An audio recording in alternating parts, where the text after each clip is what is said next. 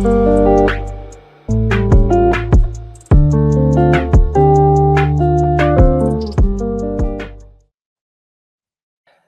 สุงค่าพี่น้องผู้ชมยินเสียงใต้ตีนับยำกูจอกูปาแก้มหลีกตั้งสายลมอีกบาดางขาวลงแรงเปิงไหลมาโหบทบโหบยามพี่น้องเอาขากวาดแห่งวันหนึ่งเย้าเขาออย้อนหาตั้งหักแมตตาตั้งนิมเซอตั้งสมซื้อมวลเปียวตีลูกตีเถาเวลาพระเป็นเจ้าเฮาขามาแต่อยู่ในหัวใจเฮาคากว่าหังเผอหังมันเสกรรมคะเมื่อขาวลงแรงเปิงก่อนเหล็กขิงผลข้าวผลเนี่ยกลางในเต็มเจ้าคันนะเฮาขาก็ติดป้ากันกว่าหาเฮ็บก็เพราะว่ามันเป็นตั้งกินสภาวะคันนะมันเป็นอากิวต่อตุกายาคันดาวคาแต่ๆคันเนาะก้นเท่าลาเดียวคาคันนะปามีเก็ดเฮ็บมิดตีในมลีกินก้อยมาในเขาว่านะความขอในก็เฮ็ดให้ขาวลงแรงเปิงตองกึมไว้หั้นดอถึงวันมื้อเหลียวในคันนะปามีเก็ดเฮ็บมิดตีนในอย่าไปกินไหนพี่น้องค่ะในวันมื้อในคันนะเฮาค่ะเลยหันว่าซื่อจัดเจ้าคือเหรอว่าภาษาศาสนาอันละก็ได้มีทุงพิงตราตีเมียวหลักกินไรเมียวหลักกินน้ำไรในกันนะหรือสินั่นมันก็ศาสนาหนึ่งและศาสนาหนึ่งในกันนะตั้งอันหลู่เครื่องปลูกจ่อวางศาสนาก็เต็มมักคานไว้กำเหลียวว่าสัตติดิกสารเมียวเนี่ยเต็มเลยเอามาเฮ็ดเป็นเครื่องปลูกจ่อหลู่บันหรือสินั่นมันก็ค่ะก้นดีอยู่ในภาษาศาสนาเนี่ยเต็มเลยกินสัตติดิกสารเมียวเนี่ยเต็มเลยกินสัตติดิกสารที่เอากว่าหลู่บันหุ่นหางสร้างทู่คุณพี่คุณสงตั้งหลายในศาสนาหนึ่งและศาสนาหนึ่งก็ได้มีทุ่งพิงตลาดังอันมักคานไว้ที่มีดังแปลกเปิงกันเจ้งหนังในคะเลยลาดว่าอันเดอร์ลีเซียนเลยค่ะลาดว่ามันมีดังแปลกเปิงกันในกันนั่นกวยค่ะในวันมื้อนี้ค่ะเขาก็ได้มาสืบเห็น1 Corinto ข้าน8ค่ะ1 Corinto ข้าน8ในก็จับแสงกันตั้งอสักตันคริยันและตั้งอันกินเนอร์ฮะบางก็ถามว่าพออยู่มาทำจะในสู้กินเนิมแล้วฮะเนี่ยพี่น้องค่ะเหมือนในที่เป็นความตอบปุ่นดาวค่ะคันนะหวังก็ซ้ำว่าคริยันเนี่ยกินเนอร์กูเมียวในห้ำมาในทางคันนะไว้สังเสียเมียวในในวันเมื่อในเฮาก็ได้สืบเห็นกว่าซ้อมกัน1 Corinto ข้าน8ตั้งเสียงดังหมดค่ะนะหัวข้อมันก็จับแสงกันดังตั้งหลอดแล้วของคริยานแล้วตั้งอันกินเนอร์ในข้อที่1ถึงข้อที่3ครับเมื่อพี่น้องเจอเจ้าเมืองโครินธุถามในลองในกันนะลองดังกินเนอร์เนี่ยสลาปอลูก็ได้ตอบนี่เขาก็บ่มันเป็นลองลำลองค่ะวางปอเขาก็ถามว่า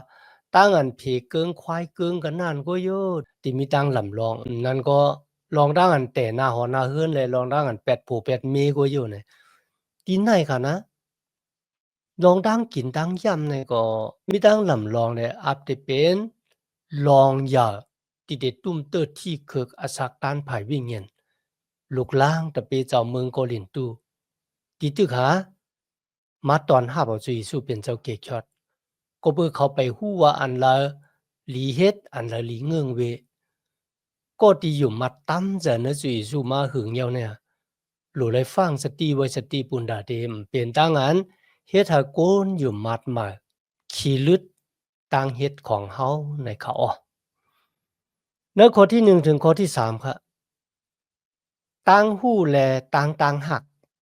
เฮาโหลอาศักลิบอยู่เฮาตั้งหู้อุบเปิงอุบทิ้งเฮาห้ามนั่นก็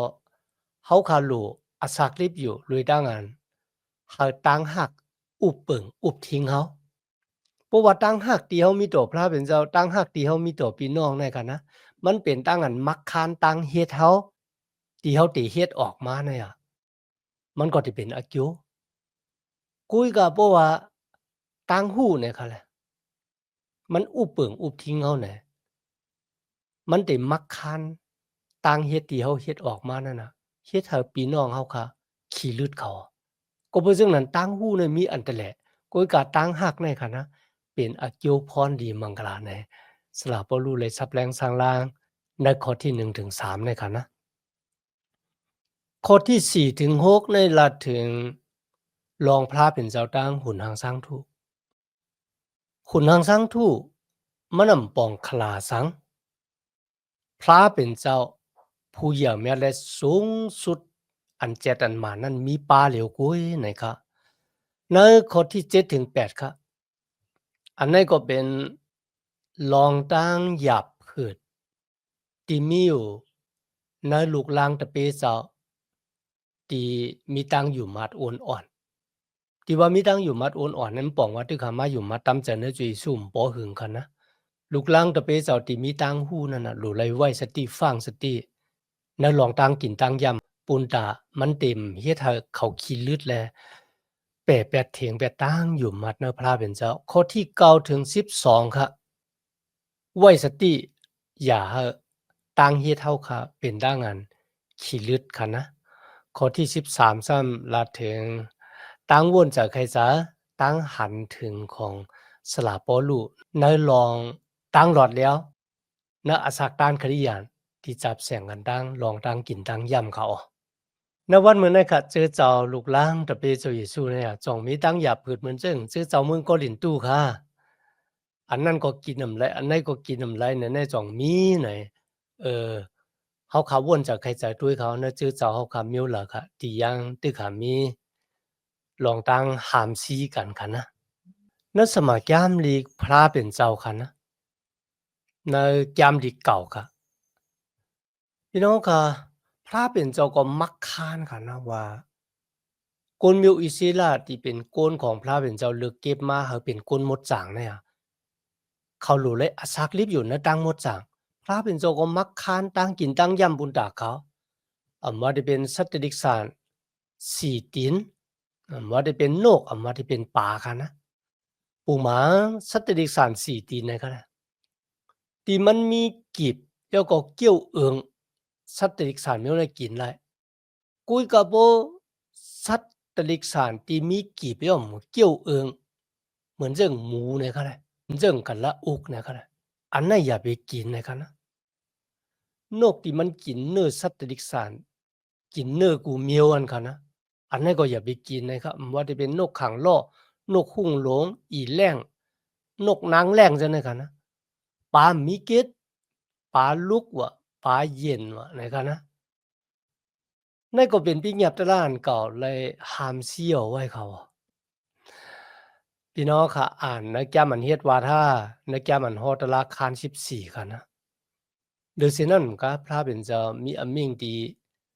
คนมีอิสระกันนะอย่าไปเฮ็ดเหมือนคนต่างเจ้าคือเพราะว่ามีคนตายในคนต่างเจ้าคือเนี่ยเขาได้ทาหูล้อมนั้นก็เขาได้ทาที่ขี้มอมของถูเจ้าเก่าเนี่ยค่ะนะทาขนหูออกนั้นก็ได้เอามีดเนี่ยมาปาดมาถือซ้อมเนื้อซ้อมตูของถูเจ้าเก่าพระเป็นเจ้าห้ามชี้เขาว่าอย่าไปเฮ็ดเหมือนคนต่างเจ้าคือก็เพื่อพระเป็นเจ้าเลิกเก็บสู่มาให้เป็นคนหมดจังของมันเจ้า มันเป็นความสั่งของพระเป็นเจ้าค่ะนะมันเปลี่ยนตั้งอันเฮ็ดบูรแปดต่อพระเป็นเจ้าเลยตักไหลคำตั้งอันสี่อย่างหรือฉะนั้นมันก็ค่ะนะสมัยแก้มลิกเนี่ยเมื่อเขาอ่านคันนะตั้งกินตีกินเนี่ยมันเป็นบูรแปดเหมือนเจิงเหล้าอันนี้เป็นบูรแปดค่ะนะพระเป็นเจ้าว่าอย่าไปกินเหล้าเมายากุยกามือละถึงสิลิกค่ะนะอันนั้นเนี่ย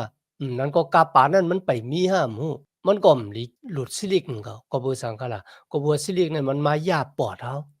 เฮ็ดเฮาปอดเฮาแหลวกำเนิดตัวกายกันดาวเขาซ้ำเป็นจ้องปิกหมานของพระเป็นเจ้าในขณะนั้นนะในค่ะพี่น้องค่ะในสมัยยามลิกพระเป็นเจ้าก็ไล่หามไล่ซีลองตั้งกินตั้งย่ำที่มันนำเป็นอเกียวต่อตัวกายคันดาของเฮาค่ะกำเนิดเฮาค่ะมาโดยพี่น้องในเมืองโกรินตูค่ะที่อยู่มาตำเจอในจุยซู อ่อนดังนั่นน่ะเขาเฮ็ดวัดโกกว่ายหูนางช้างทู่เขาก็กินเน้อที่เปิ้นเอากวาดหลู่เน้อจ้องปิกหมานเน้อเมืองโกหลินตู้ค่ะนะปุนดาวค่ะที่ป่องเสียงแรงสะเน้อกาปานเมืองโกหลินตู้ชื่อเจ้าเมืองโกหลินตู้อยู่เน้อเกกางกุ้นซึ่งหนังหือไหนพี่น้องค่ะเน้อเมืองโกหลินตู้เนี่ยมีจ้องนำหน้าจ้องของหูนางช้างทู่ค่ะนะจ้องที่มีชื่ออย่าเสียงหลงนั่นน่ะมีชื่อว่าอโพไดนะคะเป็นนางผีค่ะนะซ้อมหนังตีไลลัดเนี่ยพี่น้องค่ะมันมีนางยิงหนึ่งเหงก็ที่เป็นปะล้อเฮกอยู่นะจ้องนะเย้าก็เอาไว้พุ่นดาเดศึกสามกามมาซ้อมเขามือมาหลู่เครื่องปลูกสอบปันนางผีเอากว่ามาค่ะนะ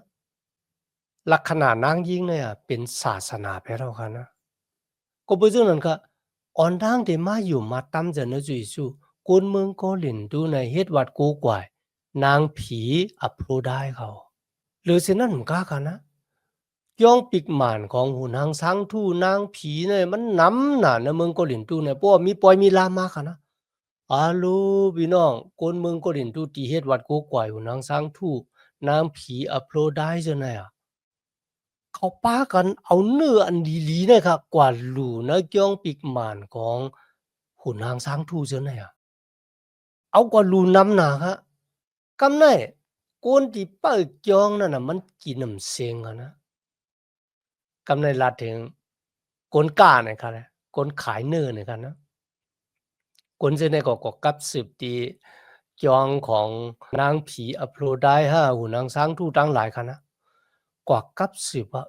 เนื้อที่เปิ้นมาหลู่เย้าอะมันกินน้ำเสียงนั้นสูงขึ้นขายปันเฮาเย้าก็เฮาก็สิเอากว่าขายปันคนในเมืองเกาหลีตู้เนี่ยมีดังนั้นกับสืบกัน ก็不是呢，why是เขาเอากว่าต่างเอากว่าหลู่บันนางผียอค่ะนะเอากว่าหลู่บันหูนางช้างทู่ยอเขาก็เอาออกจ้องนั้นมาแล้วก็เอามาขายอยู่หน้ากาดกำได้มีความถามว่าคนที่อยู่มาตำเสนอจุยสุคริตเนี่ยปกว่าซื่อเนื้อตีไว้หุ่นนางช้างทู่ยาวนะปกว่าซื่อเนื้อที่เขาเอาหลู่บันหุ่นนางช้างทู่ยาวเนี่ยเอามากินในสองมันพิษพี่น้องค่ะ คนที่ตึกหาเข้ามาอยู่มาตำเสนอจุยสู้มาเนี่ย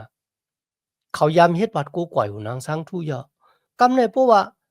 เขาดีกว่าซื้อเนื้อที่เปิ้นเอาหลู่หูนางช้างทู่ยอมากินเนี่ยเจอเฉพาะเจออันหมอฮู้จักตัวเจ้าเก่าของเขาเนี่ยมันเหมือนจังว่าเขาตึกหากินซากของสาดานมานาดอยู่ห้า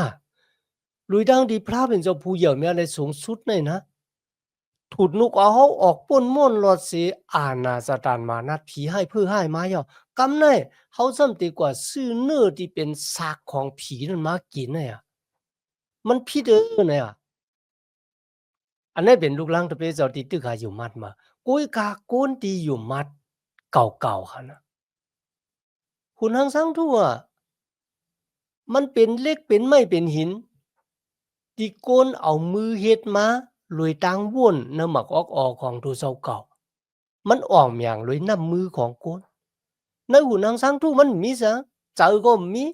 มีอันน่ะตันโคยสังมันยามไปกว่าซ้อมกิ่วซ้อมกองเหี่ยวก็สอนตะลาปันก้น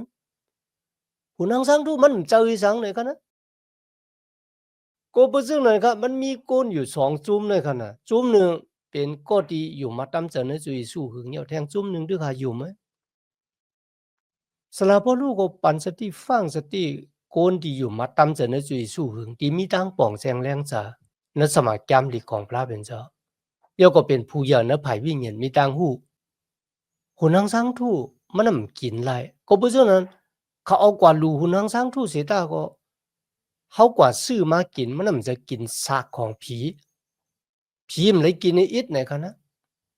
สลาบลูจึงฟังสติปันสติโกนที่อยู่มาตามเสนในจุยสู้หึงเป็นผู้ใหญ่ภายวิญญาณนั่นก็เป็นก้นแก่ในตลาไหนกันเลย กุยกะสลาบ่รู้ฟังสติว่าตั้งหู้นั่นน่ะเฮ็ดให้โกนเฮามีจักมาหน้าแผ่นสูง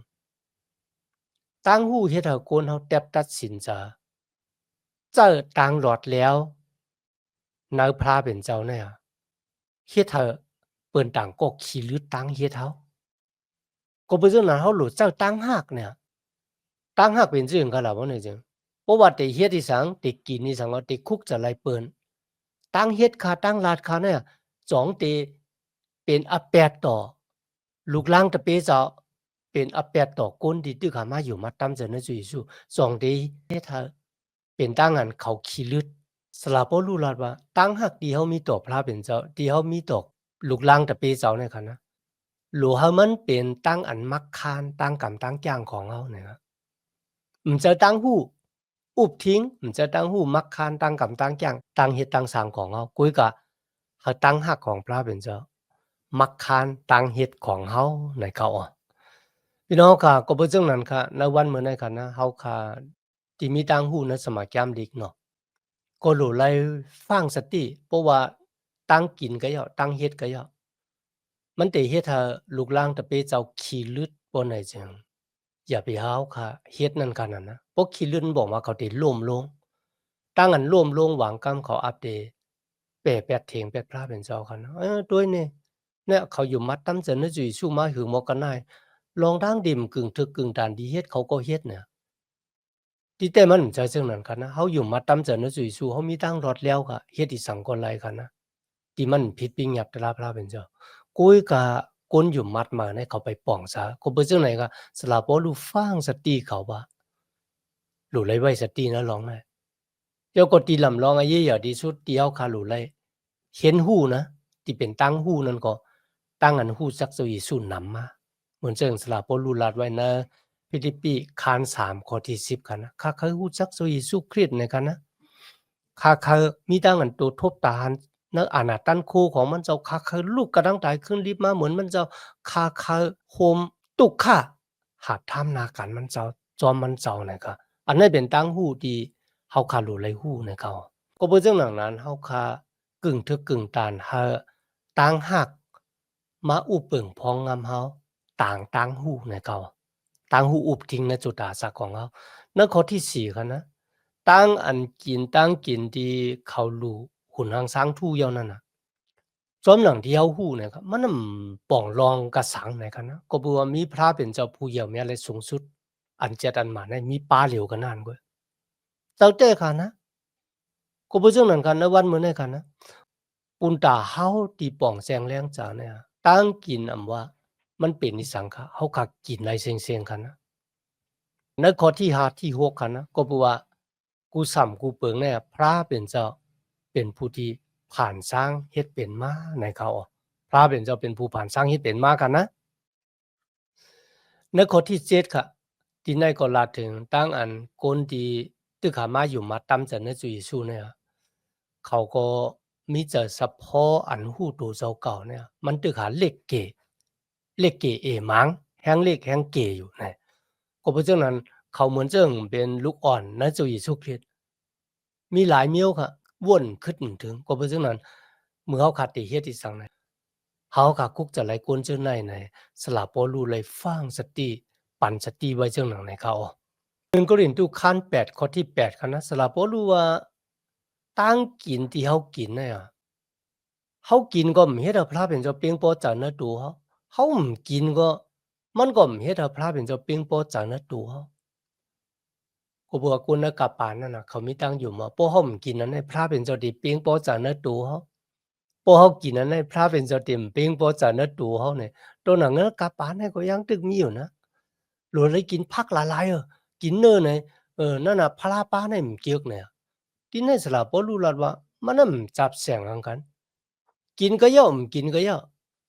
ตั้งกินเนี่ยมันบ่เฮ็ดให้พระเป็นเจ้าเปียงปอจานะจุดาสักของเขา กุยกับพี่น้องค่ะที่ไหนเฮ็ดให้เขาก็คุกจะไหลตะหม่านเจ้าค้าน10ค่ะนะมันเหมือนจั่งว่าตั้งกินนั่นน่ะมันเป็นอะโจ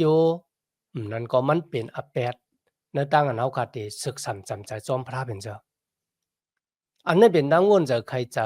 ของสละเปโตรค่ะนะที่เขากำจ้างจอมหนังปิงหยับตะลาหันเก่าพี่น้องค่ะต้องค่ะเนาะวันนั้นนะ พระเป็นเจ้าเขาหันรูปายงที่มีผ้าผืนใหญ่แล้วก็มัดสีเจงหย่อนลงมากุยกับเนื้อผ้าผืนนั่นน่ะซ้ำมีสัตว์ติกสาร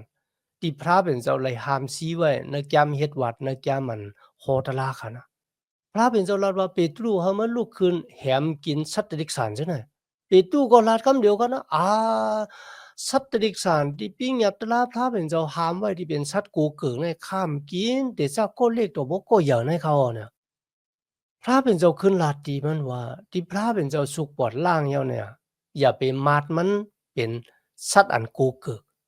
เฮาลุกขึ้นแหมกินตาเนี่ยพี่น้องค่ะที่นี่มันเหมือนจังพระเป็นเจ้าสั่งเฮาสละเปตรูในค่ะนะป้วนแปลนปิ้งยับตลาพระเป็นเจ้าพระเป็นเจ้าสั่งให้เปตรูในค่ะนะป้วนแปลนปิ้งยับตลาของโกนเมียวจูที่พระเป็นเจ้าปานไว้ที่โมเสสก็บ่จังนั้นค่ะที่ไหนค่ะนะพระเป็นเจ้ารัดว่าในวันมื้อไหนนะ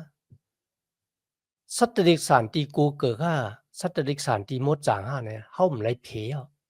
มันบอกว่ากินไรกูเมียวกุยกะที่ไหนพระเป็นเจ้าเคยลาดถึงโกนค่ะนะโกนเมียวจูดังโกนต่างเจ้าคือว่าจะเป็นโกนเมียวจูก็เยาโกนต่างเจ้าคือก็เยาไหนค่ะนะเป็นโกนที่พระเป็นเจ้าสุกปอดล่างเฮามดจางขาวเสยเยาไหนพระเป็นเจ้าเคยลาดร้องได้เยาก็เฮาสลับเปตูเนี่ยกว่าที่เฮือนของโกนนี่ลี่พอลัดลาดังเกกจอดปุนดาที่ป้าเขามาหาบ่ดังเกกจอดกันเนาะก็บ่จึงนั้นนะวันมื้อในคณะตั้งกินกูเมียวเนี่ยเพราะว่าเฮาขาดสุดต้องให้เฮากินเนี่ยกินไรกูเมียวเนี่ยเนาะสมัยแก้มเล็กมีไว้จังไหนแต่เขาอะแล้วก็ในเมืองอเมริกันค่ะนะที่เมืองแอนโทนิโอเนี่ยครับอยู่ในเมืองเท็กซัสค่ะนะที่เนี่ยอะเขามีตั้งกินที่มันบ่เข้มกะเหอะอันนั้นก็เป็นเนื้องูค่ะนะที่เขาใส่ไว้ในแอบพี่น้องค่ะเพราะว่าเฮาขากินตั้งกินเมียวในจ่องมันพิษค่ะเนี่ย มันน่ะผิดปิงหยัดตราพระเป็นเจ้าเยาก็เฮากินก็เยาบ่กินก็เยามันก็บ่เลยเฮ็ดให้พระเป็นเจ้าปิงบ่จะณจุดาสะของเฮาค่ะที่ไหนค่ะนะพระเป็นเจ้าคาลาดว่าในวันมื้อนั้นอะไหลเพอะสัตว์มดจ่างห้าสัตว์กูเกิกห้านะเฮากินไหลกูสำกูเปิงไหนรวยดังอันมาดังตางสุดตองไหนเขาก็บ่จังไหนคะในวันมื้อนั้นค่ะเฮาก็ที่เป็นลูกหลานตะเปเจ้าเนี่ยเฮาก็กินไหลกูสำกูเปิง ที่มันเป็นเพศต่อไปอยู่หลีของเขาคาคันนะโกยกาตินัยค่ะสลับปอลูก็ไม่จะซ้อมจะเฉพาะอันหู้หลีหู้จ้าของลูกลังตะเปเจ้าที่เป็นก้นอยู่มัดใหม่ในจุเยซูคริสต์ก็ตีอยู่มัดเก่ามีดังป่องแจงแรงสาในสมัตราของพระเป็นเจ้าเย่าในมือติดเต็บตัดสินจะกินนี้สังแน่